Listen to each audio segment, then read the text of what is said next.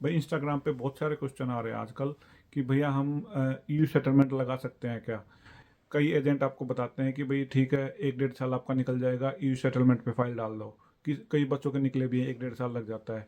ठीक है, लेकिन ईयू सेटलमेंट में आपकी फ़ाइल ख़राब हो जाएगी, आने वाले फ्यूचर के लिए आप कुछ भी नहीं कर पाओगे। होता क्या है EU settlement? EU settlement Brexit से पहले होता था कि कोई ईयू सिटीजन है, वो यूके में रह रहा है और वो आपका रिलेटिव है, तो आप अपने आप को डेस्टिट्यूट दिखाते थे। डेस्टिट्यूट क्या होता है कि भाई मेरे पास रहने के लिए नहीं, जगह नहीं है, मेरे पास खाने पीने के लिए नहीं है, मेरे पास कोई जॉब नहीं है। तो आप जो है डिपेंड करते हो उस ईयू सिटीजन पे, डिपेंड करते हो, उसके सहारे आप रह रहे हो। तो उसके डॉक्यूमेंट्स लगते थे और आपको उस पर वीज़ा मिल जाता था। बहुत सारे लोगों को मिला है, ठीक है, लेकिन अब नहीं मिलता, वो ब्रेग्जिट होने के बाद नहीं मिलता अब। ठीक है, अब बहुत उसके कोई चांस नहीं है।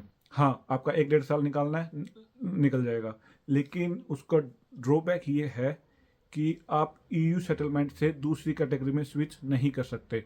अगर आप को कल को कोर्स मिल गया या फिर आपको कोई और वीज़ा में स्विच होना है, ईयू सेटलमेंट में फ़ाइल डालने के बाद आपकी फ़ाइल हो जाएगी ख़राब, आप स्विच नहीं कर सकते। कोई 1-8% चांस हो जाए, 99% चांस है आप स्विच नहीं कर पाओगे। और उसके बाद आपको रिमूव किया जा सकता है, डिपोर्ट किया जा सकता है, आपके पास मिस इन्फॉर्मेशन देने के लिए आपके पे केस लग सकता है, आप पे फ्रॉड का केस लग सकता है, आप पे 5 साल का 10 साल का बैन भी लग सकता है। ठीक है, तो अपनी फाइल क्यों ख़राब करते हो भाई? अगर आपने स्विच ही करना है तो एफएलआर लगाओ, एफएलआर में आपके 2-3 महीने निकल जाएंगे। ज़्यादा ही टाइम निकालना है, एफएलआर फी वेवर वाली एफएलआर लगा दो आप, उसमें 4-5 महीने निकलेंगे, रिजेक्ट होगी, उसके बाद दोबारा फ़ी पे करके फिर दूसरी लगा दो आप एफएलआर ही। 6-7 महीने आपके निकल जाएंगे, तब तक अपना कोर्स स्विच कर लो।